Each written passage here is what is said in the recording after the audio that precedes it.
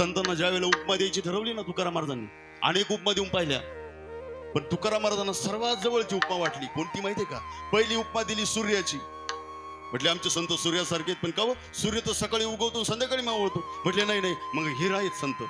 म्हटले का हो हिरा स्वयंप्रकाशमान आहेत, पण ढेकणाच्या संगे ते बाजूला केलं. मग तिसरं दिलं दिव्याचं, आमचे संत दिव्यासारखे प्रकाश देतात. म्हटले का हो दिव्याच्या खाली तसे तुमचे संत आहे का? मग तुकाराम महाराज म्हटले नाही, रवी दीप हिरा दाविती देखणे आणि अदृश्य दर्शने, हे सगळ्या उपमा कमी पडल्या. मग सर्वात जवळची उपमा जर कोणती असेल तर ती आईची उपमा तुकाराम महाराज संतांना देतात. लेकुराचे